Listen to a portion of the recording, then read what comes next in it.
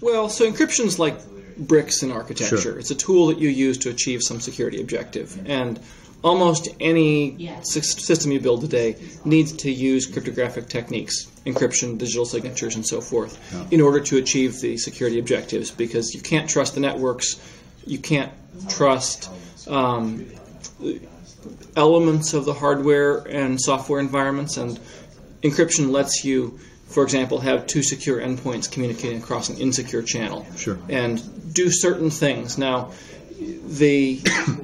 it's not a cure-all by any means, in the same way that bricks are not a cure-all for making fantastic buildings. I mean, it's a tool that we use. In the systems that we work on, we always use encryption in them just because that's our area of focus, but other technologies get needed as well.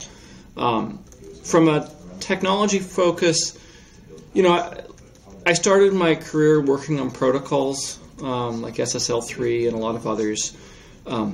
Had this sort of naive optimism that if we got the protocols and the math right, that the security would fall from there. And it turns out, the protocols and math are terribly difficult, and even if you get those right, the implementations and the endpoints are where the hard parts are.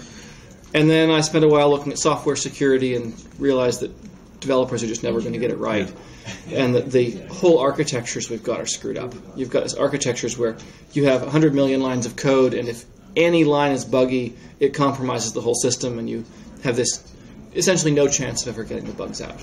So more recently, I've been focused on hardware cores, trying to build little chunks of chips that can do security capabilities independently of all the software and independently of everything else going on. And you can view this as failure in the sense that I've given up on the big problem and trying to find little problems where we can be successful. There are some nice things about hardware. You can have two separate pieces of hardware, one of which is secure, one of which is not, even on the same chip, and be pretty confident that the insecure one won't ruin the good one, which you can't do in software. If I have a bad device driver in my PC, that's going to compromise my application no matter how intelligently I write it.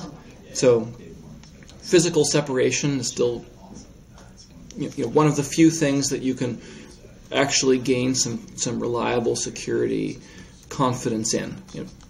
A PC that's offline and a PC that's online, and if I do things right, the data isn't going to travel between those two. So, SSL's done some things really well, and that's reflected in how widely deployed it is. One is that it's a simple protocol. You can sit down, read it in an afternoon. So long as you understand the crypto basics, you'll really have a pretty good understanding of what it does quite quickly. So it didn't suffer from excess complexity. And in contrast, a lot of the other attempts to build security protocols have been so complex that they didn't have even a possibility of being used successfully. The thing that I think I underestimated with SSL that's been the challenge to a large degree is the difficulty of converting a protocol definition into a strong implementation. And there have been numerous different kinds of things that have gone wrong in the endpoints. I think from timing vulnerabilities to software bugs to this massive number of certification authorities that are involved in the SSL ecosystem. When I was working on the protocol, I thought that for web browsers there might be 1, 2, 3 root CAs, and if you look in your browser and you start scrolling through, there's hundreds now. And the way that the security model works there is that if you have a valid certificate from any trusted CA, that inherently gives you trust in that particular key pair for the website that the CA has authorized it for. So there are things about the model that have scaled badly, and I think the most serious of them revolve around the certificate management.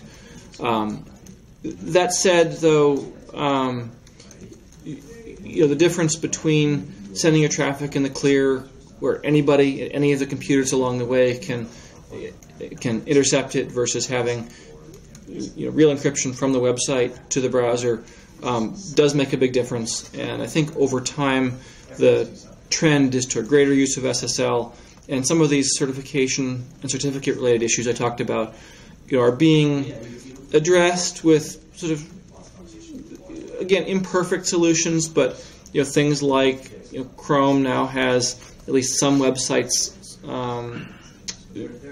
certificate information embedded, so that if you substitute a different cert, that it will be detected, or if you don't use SSL when the website is set so that it should always use SSL, the browser can detect that. I think also one of the things that I hope to see over time is more of these sort of simple special purpose protocols, or protocols applied for a particular application. So payments is another example where there are a number of different proposals, but a lot of them are designed pretty well, not perfectly necessarily, but will take what we have today with in the U.S. at least, a magstripe-based payment infrastructure, which is wildly insecure, into something where the problems are dramatically less frequent. Maybe one way to look at it is that the fact that it is news when there is something that is a theoretical attack against SSL tells me that it's been successful.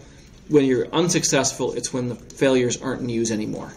And if you look at things like website security right now, with intrusions using things like SQL injection and all kinds of other issues, they barely register. There's so many every day that you can't even keep track of them, and those are the ones that get publicized. And the other thing to remember in the security business is that the attackers you care most about are the ones that are hiding what they're doing, not the ones that are out publicizing it.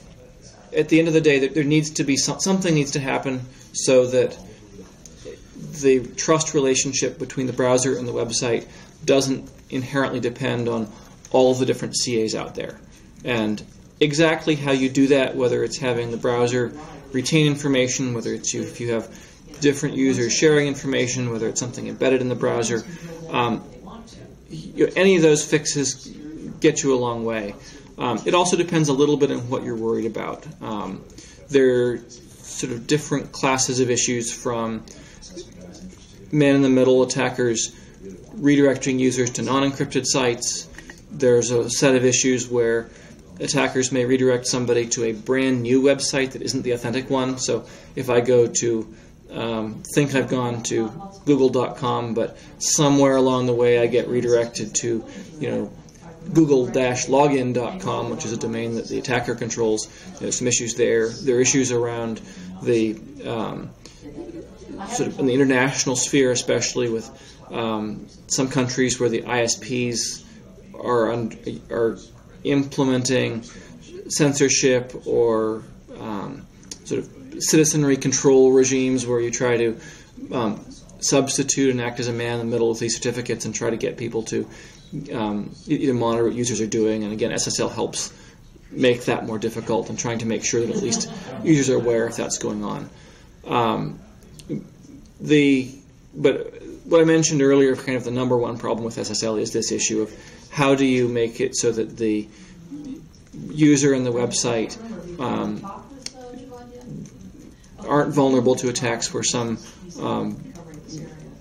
CA other than the one that the website is registered with supplies a certificate, and then the browser accepts it.